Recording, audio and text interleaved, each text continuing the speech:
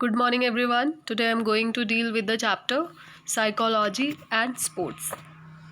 Psychology is basically the subject which deals with your behavior and your mind. So, what is the importance of psychology in the field of sports? जिसमें आपको बहुत सारे topics पढ़ने हैं, जैसे कि the first topic is personality.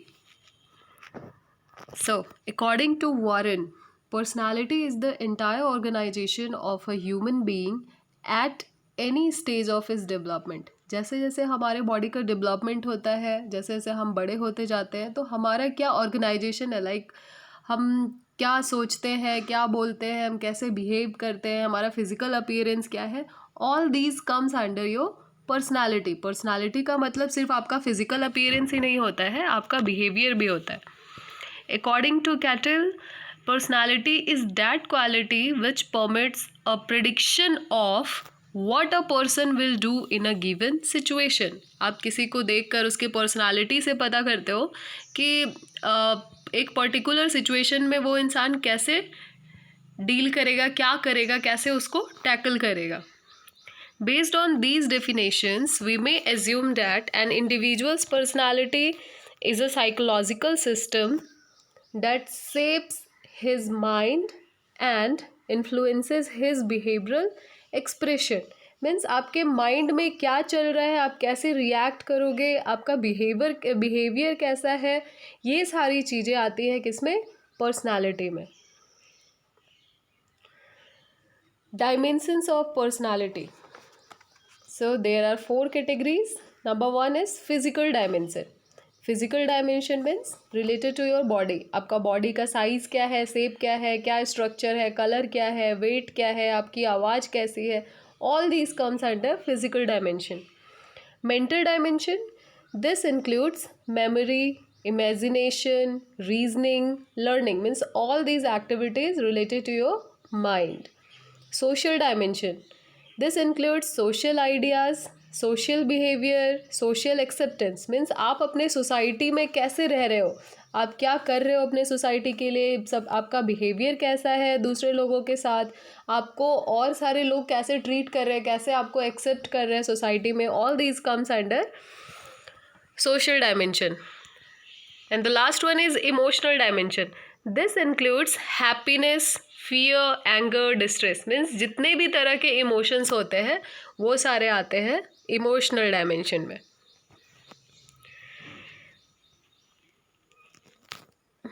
Mayor Friedman and रे रोजनमैन conducted a study in 1950 and divided the personality of a person into 4 types. इन दो इंसान ने 1950 में एक टेस्ट कंडक्ट किया था, जिसके बेसिस पे इन्होंने 4 टाइप्स में अगेन डिवाइड किया है पर्सनालिटी को. तो सबसे पहला टाइप है टाइप ए. मतलब there are 4 types, type A, B, C, D. तो सबसे पहला है type A. They give importance to their status. Means इस पर्सनालिटी डायमेंशन में ऐसे पीपल आते हैं जो कि अपने स्टेटस को ज़्यादा इम्पॉर्टेंस देते हैं, हाईली फंक्शनल होते हैं, अपने काम को ज़्यादा इम्पॉर्टेंस देते हैं, ऑर्गेनाइज्ड होते हैं, हर एक चीज़ ऑर्गेनाइज तरीके से करते हैं. Favour good time management. उनका टाइम मैनेजमेंट भी अच्छा होता है. Efficient at multitasking. और वो मल्टीटास्किंग होते हैं. मीन्स एट अ टाइम बहुत सारे काम आसानी से कर लेते हैं. ये थे टाइप ए. तो ऐसे लोग टाइप ए में आते हैं. Type B means they are patience बहुत होता है, relaxed and live with lower stress level due to the lack of urgency and competitiveness in their approach. Means वो बहुत ईजी गोइंग पीपल होते हैं, बहुत ही पेशेंस होता है उनमें, रिलैक्स होते हैं, कोई ज़्यादा स्ट्रेस नहीं लेते, और इनके पास ज़्यादा मतलब कोई अर्जेंसी नहीं होता है किसी चीज़ को करने के लिए, ना ही किसी से ज़्यादा कंपटीशन रखते हैं. Next is type C. They are unable to make decisions swiftly. ये जल्दी डिसीजन नहीं ले पाते हैं. And have a habit to pleasing others. ये दूसरों को खुश करने के चक्कर में वो क्या चाहते हैं उसको इग्नोर कर देते हैं. They often sacrifice their own needs to allow others to fulfil their first. Means अपने इंटरेस्ट को, अपने प्लेजर को सेक्रीफाइस कर देते हैं दूसरों को खुश करने के लिए, जो कि फाइनली क्या लीड करता है, फ्रस्ट्रेशन एंड स्ट्रेस। जो चौथे तरह के पीपल होते हैं like type D, they have low self esteem, उनका सेल्फ एस्टीम नहीं होता, आत्मसम्मान नहीं होता। सफ़र फ्रॉम फियर और रिजेक्शन, उनको हमेशा ये डर लगता है कि क्या होगा, मुझे रिजेक्ट कर दिया जाएगा, हमेशा नेगेटिव थिंकिंग आती रहती है ना, और negative outlook towards life. Their inability to express themselves and pursue their needs result in anger, anxiety, stressfulness etcetera. Means हमेशा नेगेटिव चीज़ें ही उनके माइंड में रहती है कि नहीं ऐसा नहीं होगा, ये हो जाएगा, वो हो जाएगा। मीन्स इन सारी चीज़ों की वजह से उनको हमेशा चिड़चिड़े रहते हैं, वो गुस्से में रहेंगे, बहुत स्ट्रेस लिए रहेंगे। ऐसे लोग आते हैं टाइप डी में। तो ये था पर्सनालिटी और उसके डायमेंशंस। दो कैटेगराइजेशन है। एक में आपने पढ़ा कि क्या 4 डायमेंशन है, physical, mental, social and emotional. And the second categorisation is type A, type B, type C और टाइप डी। तो ये था पर्सनालिटी का कैटेगराइजेशन। अब हम पढ़ेंगे traits and types of traits. There are many traits out of which, traits means qualities.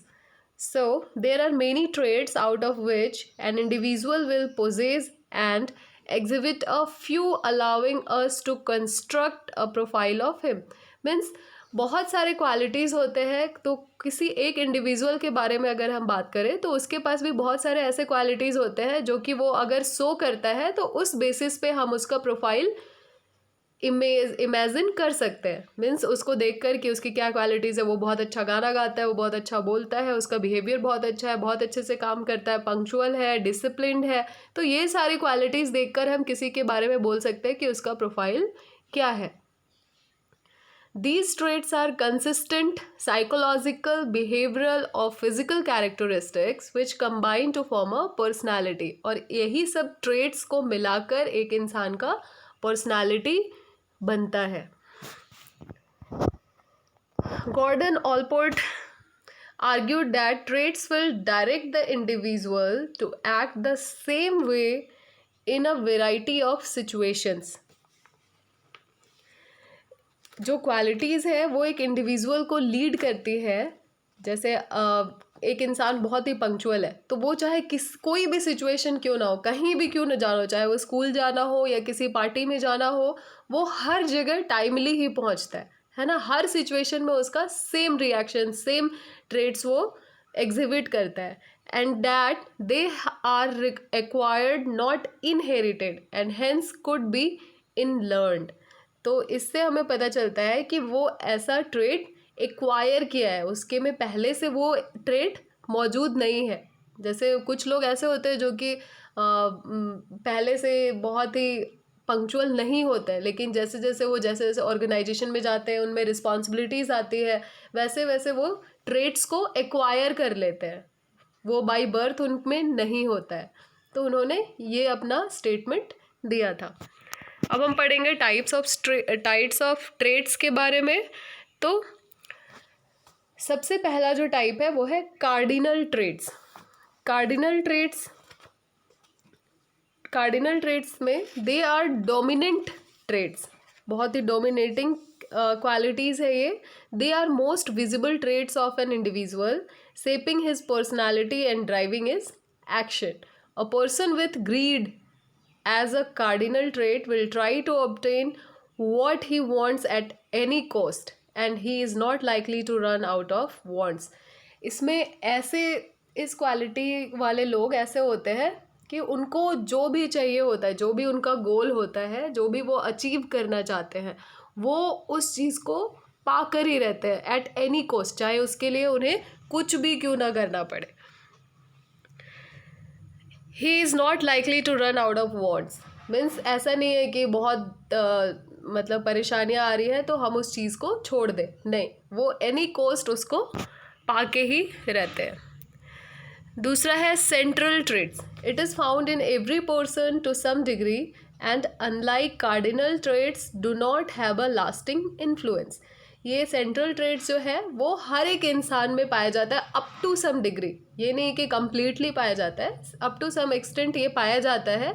और इसका कोई लास्टिंग इन्फ्लुएंस नहीं होता है। जैसे कि कार्डिनल ट्रेट्स में हमने पढ़ा कि वो इंसान उस चीज़ को पा के ही रहता है एट एनी कॉस्ट, वो उसका लास्ट था इन्फ्लुएंस। लेकिन इसमें ऐसा कुछ भी नहीं है on an individuals personality. For example central traits में क्या आता है, इंटेलिजेंस, ऑनेस्टी, नर्वसनेस। तो ये चीज़ें ऐसी हैं जो कि हर एक इंसान में अप टू सम लेवल होता है। ऐसा हम नहीं कह सकते कि वो इंसान कंप्लीटली ऑनेस्ट है, हर एक इंसान नहीं, हर एक इंसान कंप्लीट ऑनेस्ट नहीं हो पाता है। कुछ लोग होते हैं, नर्वस होते हैं सभी लोग, सब में इंटेलिजेंस होता है। तो ये सारे जो कॉमन ट्रेट्स हैं वो सब आते हैं सेंट्रल ट्रेट्स में। And the third one is secondary traits associated with preferences and attitudes. These traits will manifest only in specific circumstances. A talkative person who develops anxiety when faced with the prospect of speaking in public is exhibiting a secondary trait. जैसे कि secondary trait का मतलब होता है कि ये आपके attitude को शो करता है। ये कुछ स्पेसिफिक सर्कमस्टांसेस में ही शो होता है। लाइक जैसे एक इंसान है जो बहुत बोलता है, नॉर्मली बहुत बोलता है, लेकिन वही अगर उसको स्टेज पे खड़ा कर दिया जाए एक ऑडियंस के सामने बोलने के लिए, तो फिर वो क्या करेगा, एक दूसरा ट्रेट शो करेगा। वो नर्वस हो जाएगा, नहीं बोल पाएगा उतने अच्छे से, बिना झिझक के नहीं बोल पाते हैं। तो ये जो ट्रेट एक स्पेसिफिक सर्कमस्टांसेस में शो होते हैं वो आते हैं सेकेंडरी ट्रेट्स के अंडर में। ठीक है, मीन्स एक पर्टिकुलर सिचुएशन में अगर आप पढ़ रहे हो तो उस समय आप क्या कैरेक्टरिस्टिक, क्या क्वालिटीज शो कर रहे हो, that comes under secondary traits. The next is classification of personality by William Herbert Seldon. आपको क्लासिफिकेशन ऑफ पर्सनालिटी पढ़ना है, दो ऑथर के थ्रू जो दिया गया है, एक है सेल्डन, दूसरा है जुंग। तो पहले हम सेल्डन के थ्रू जो दिया गया है वो पढ़ेंगे। सो इन 1940 William Herbert Selden developed a classification of personality types that linked a person's temperament with his somatotype. Somatotype का मतलब होता है योर बॉडी स्ट्रक्चर। सोमैटो का मतलब बॉडी, सोमैटोटाइप मतलब बॉडी स्ट्रक्चर के बेसिस पे उन्होंने पर्सनालिटी को डिवाइड किया है। आपने क्लास 11th में भी ये पढ़ा होगा। तो सबसे पहला एक्टोमॉर्फी, मेजोमॉर्फी एंड एंडोमॉर्फी। एक्टोमॉर्फी मतलब वैसे पीपल जो बहुत ही दुबले पतले होते हैं। मेजोमॉर्फी का मतलब जो मस्कुलर बॉडी वाले होते हैं, लाइक एथलीट, स्पोर्ट्स पर्सन, जो कि बहुत हेल्दी और फिट होते हैं। तीसरा है एंडोमॉर्फी। एंडोमॉर्फी में जो कि बहुत मोटे लोग होते हैं, है ना, जिनका फिजिकल स्ट्रक्चर बहुत मोटा होता है।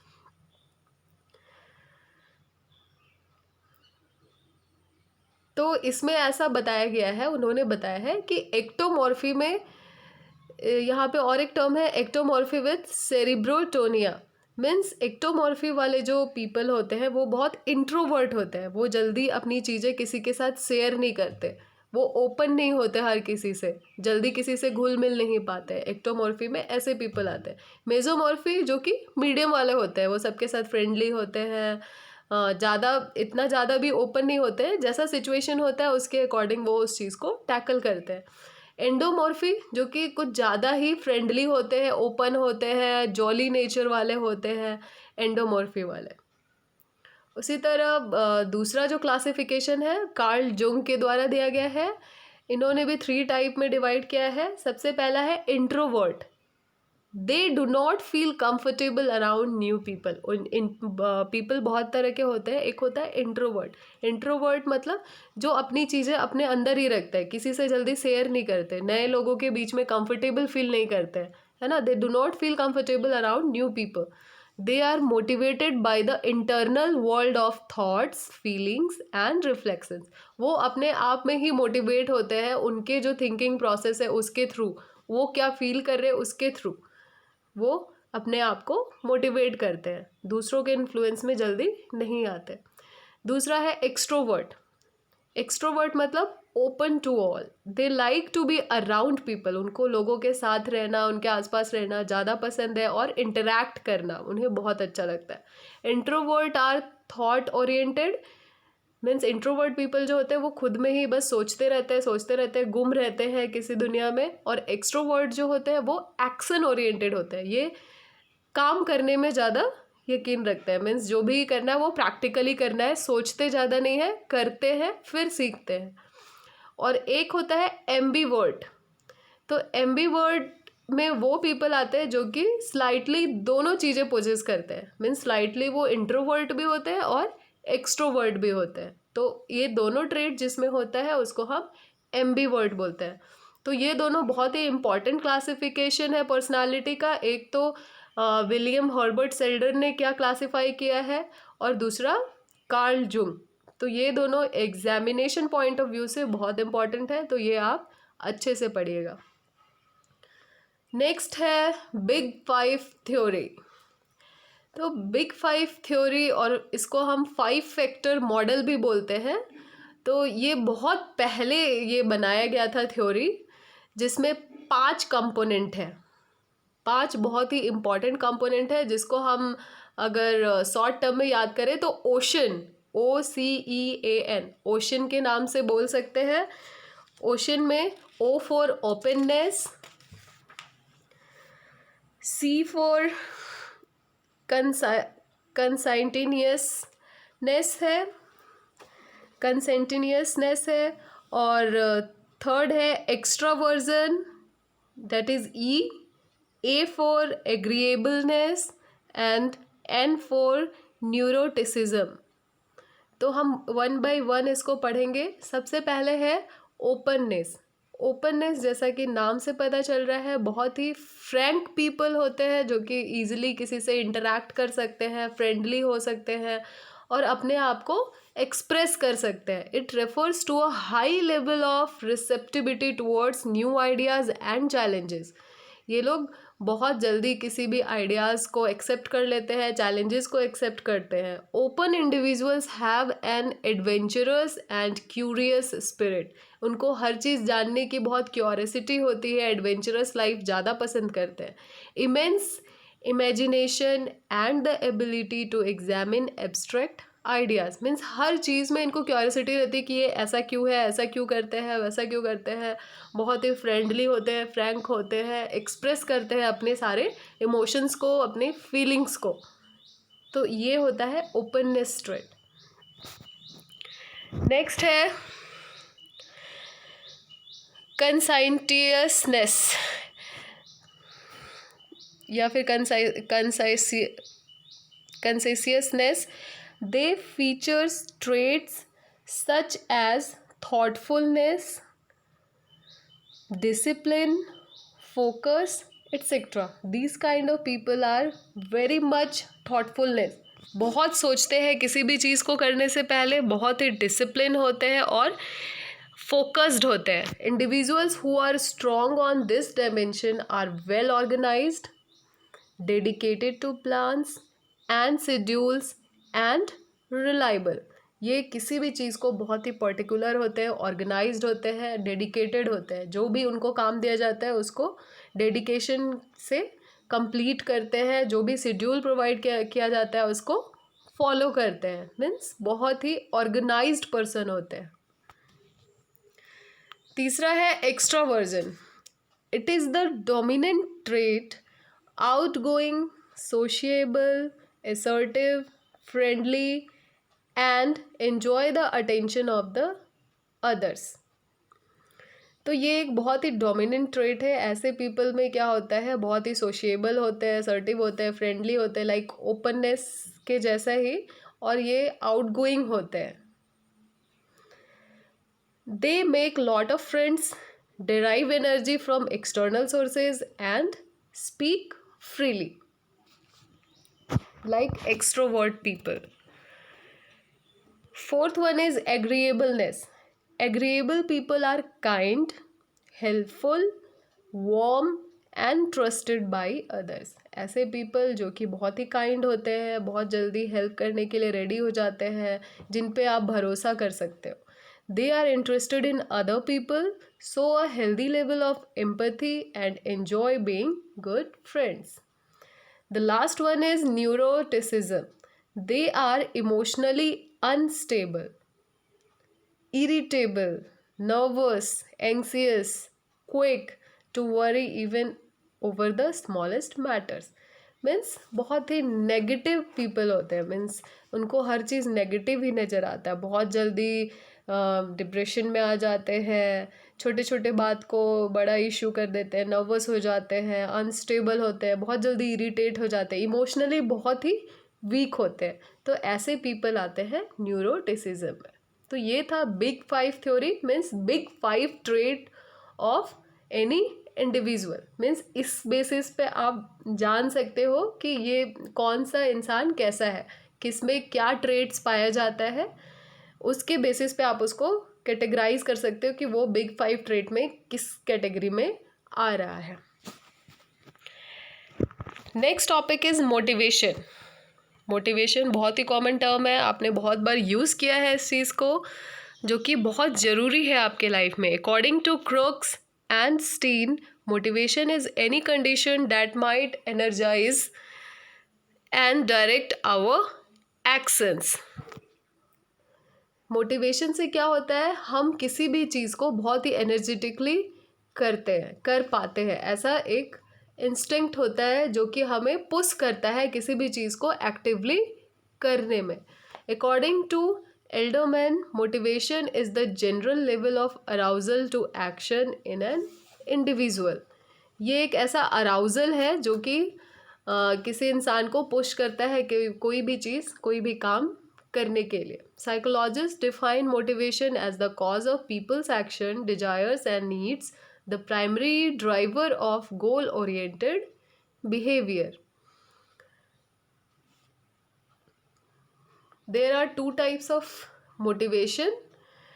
Number one is intrinsic motivation. It is one that seeks internal rewards and rises from within the individual. Intrinsic motivation means internal rewards. It does not depend on external pressure or consideration.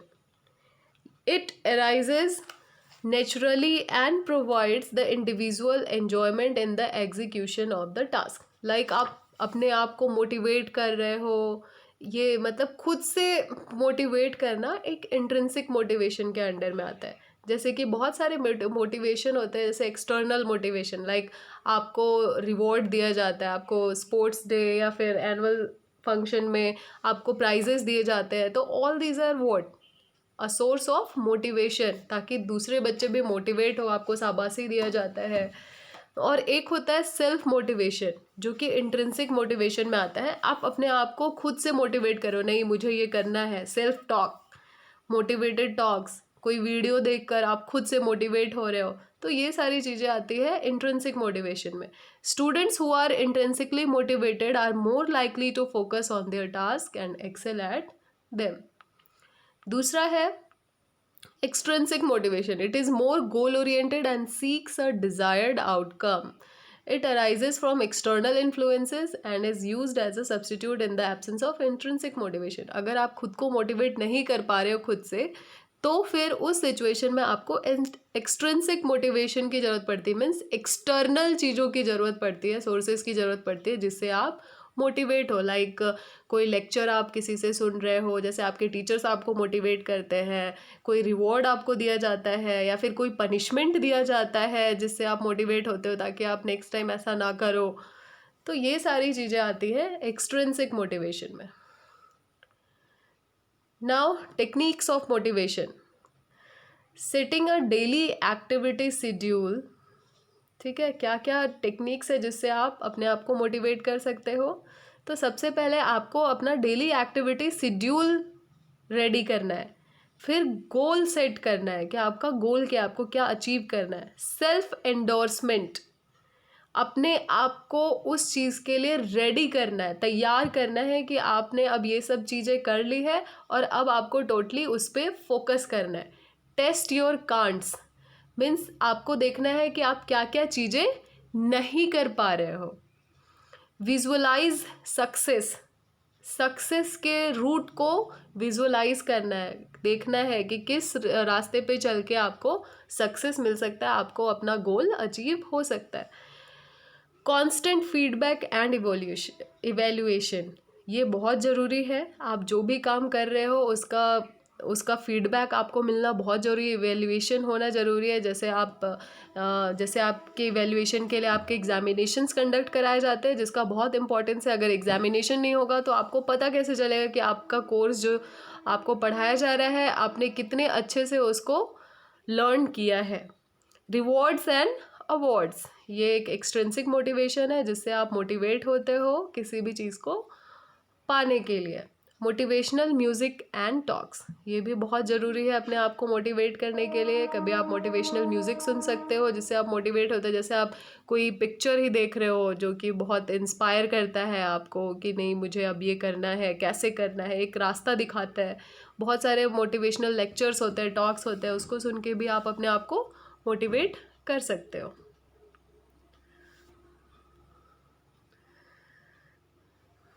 Next topic is exercise adherence. Exercise adherence means inclination towards exercise. Means आप exercise करने के लिए अपने आप को ready कर लिए हैं, प्रिपेयर कर लिए, आप ज़्यादा एक्सरसाइज पे फोकस करने लगे। इसको बोलते हैं exercise adherence. It is something like sticking to a habit of doing exercise regularly. अगर आप अपने हैबिट में ला लियो कि आपको डेली किसी भी सर्कमस्टांसेस में एक्सरसाइज करना ही है रेगुलर, तो ये होता है exercise adherence. If someone does regular physical activity in form of sports or specific exercises related to fun or fitness, it become a good habit.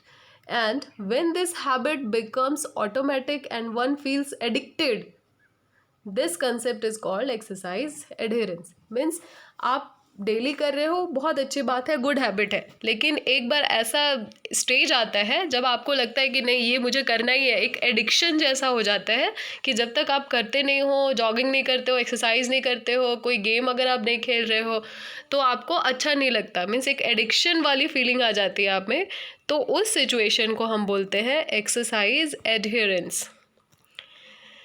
Regions to exercise, क्या क्या reason है क्यों करना है एक्सरसाइज? तो सबसे पहला है stay young and fit, improves body metabolism. Metabolism का मतलब जो भी केमिकल रिएक्शंस होते हैं आपके बॉडी में उसको भी इम्प्रूव करता है exercise. Improves defence mechanism of our body, हमारे इम्यून सिस्टम को स्ट्रॉन्ग करता है।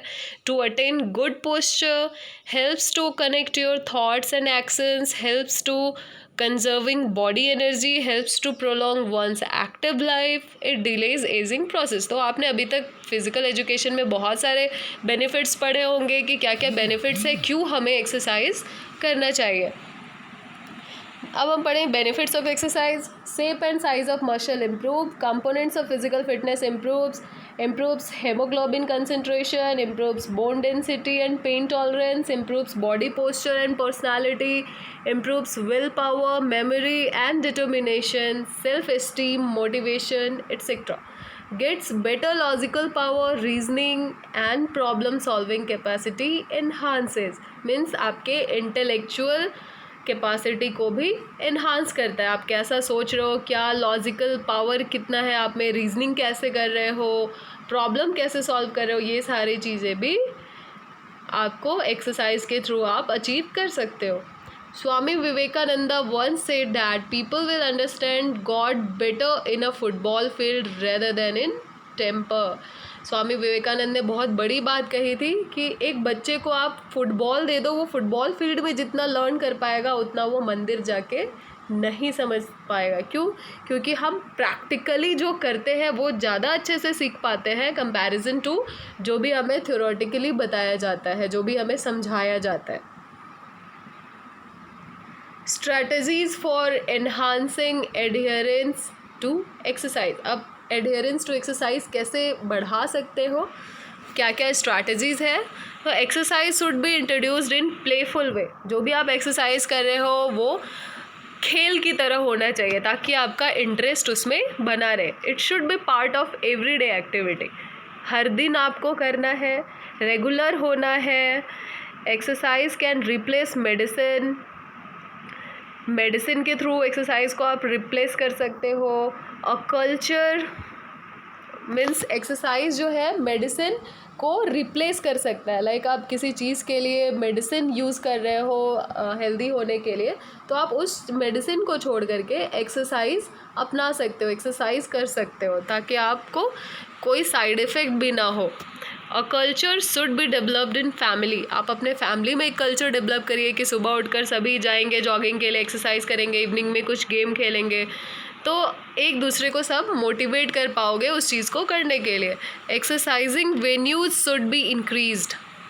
आप कहाँ एक्सरसाइज कर रहे हो उस वेन्यू पे भी डिपेंड करता है आपका interest. Benefits of exercise should be made clear. क्या क्या बेनिफिट्स एक्सरसाइज के, ये आप सभी को बताएंगे, क्लियर करेंगे, तब सब मोटिवेट होंगे एक्सरसाइज को करने के लिए। Exposure to outdoor activities. Outdoor activities में ज़्यादा इंटरेस्ट होता है, ज़्यादा अच्छे से कर पाते हैं रेदर कि आप घर पे कर रहे हो एक्सरसाइज।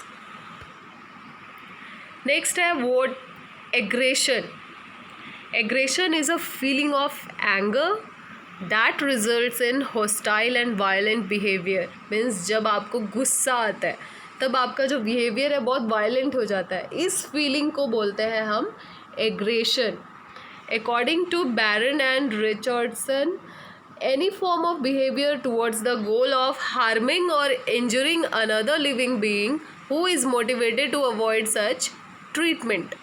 मीन्स जब आप गुस्से में आते हो तब क्या होता है, आप किसी को हार्म पहुंचाते हो, इंजरी पहुंचाते हो, तो ये जो बिहेवियर आप शो करते हो that is your aggression. In sports aggression is a natural component. Sports में एग्रेशन बहुत ही इंपॉर्टेंट रोल प्ले करता है। What causes aggression? एक है instinct theory. Aggression is an inbuilt emotion in human beings and that sport provide a medium for releasing it in a safe and controlled manner.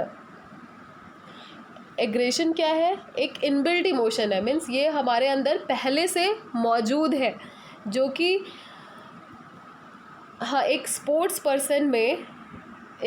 Person को provide करता है कि इसको कब रिलीज़ करना है एग्रेशन को, और कितना सेफली इसको यूज़ करना है कंट्रोल्ड सिचुएशन में, है ना। जैसे आप खेलते हो, आपको गुस्सा आता है, तो आप गुस्सा दूसरों के ऊपर नहीं दिखा सकते। आप अपने टीममेट्स को या फिर आप अपने ओपोनेंट्स को जाकर मार पीट नहीं सकते, उसको हार्म नहीं पहुंचा सकते, क्योंकि कुछ ऐसे रूल्स होते हैं जिसको आपको फॉलो करना होता है गेम में। तो आप क्या करते हो, अपने एंगर को कंट्रोल करते हो और उस एंगर का यूज़ करते हो। आप जैसे फुटबॉल में आप खेल रहे हो तो आप बॉल पे अपना एग्रेशन निकालते हो, आप बहुत ज़ोर से किक करते हो बॉल को और अच्छे से ज़्यादा एफर्ट लगाकर गेम खेलते हो, तो आप अपने एग्रेशन को एक पॉजिटिव वे में यूज़ कर पाते हो। दूसरा है social learning theory. Albert Bandura in 1977 claimed that aggression is learned through observing and copying the behaviors of others. इन्होंने कहा है कि एग्रेशन हम सीख सकते हैं, एग्रेशन को कैसे यूज़ करना है, कैसे यूटिलाइज करना है, ये हम लर्न कर सकते हैं बाय ऑब्जर्विंग अदर पीपल्स और by copying other peoples behaviour. What causes aggression? तो सबसे पहला है frustration aggression theory. John Dollard and Neil E. Miller in 1939 put forward this theory that aggression is a result of prevention from achieving a goal. जब आप अपने गोल को achieve नहीं कर पाते हो तब आप फ्रस्ट्रेट हो जाते हो और फ्रस्ट्रेशन में आपको एग्रेशन आता है, गुस्सा आता है। दूसरा है revised frustration aggression theory. Reform that frustration does not by default cause aggressive behavior but prepares an individual for it. ये बाय डिफ़ॉल्ट ही नहीं आता है, ये एक इंडिविजुअल को प्रिपेयर करता है एग्रेशन शो करने के लिए। टाइप्स ऑफ एग्रेशन, एक होता है hostile aggression. In this person harms the opponent को हार्म पहुंचाता है। They are driven by anger and their act is impulsive. Instrumental aggression, it is also known as channeled aggression. It is not accompanied by anger but with the desire to win the competition, जो कि बहुत ज़रूरी है sports field में। आप इसमें क्या करते हो, स्पोर्ट्स में ये अपने गुस्से को यूज़ करते हो for winning the competition instead of harming the opponent, आप ओपोनेंट को हार्म पहुंचाने, हर्ट करने के अलावा के बजाय आप उस एंगर को यूज़ करते हो कंपटीशन जीतने के लिए। तीसरा है assertion aggression, behaviour that involve the use of legitimate physical और verbal force to achieve one's purpose. आप एग्रेशन को यूज़ करते हो in the form of your physical और वर्बल फोर्स, आप बोलकर या फिर फिजिकली उस चीज़ को करके अपने पर्पस को अचीव करने में एग्रेशन को यूज़ करते हैं। सो ये था आपका chapter psychology and sports. Thank you.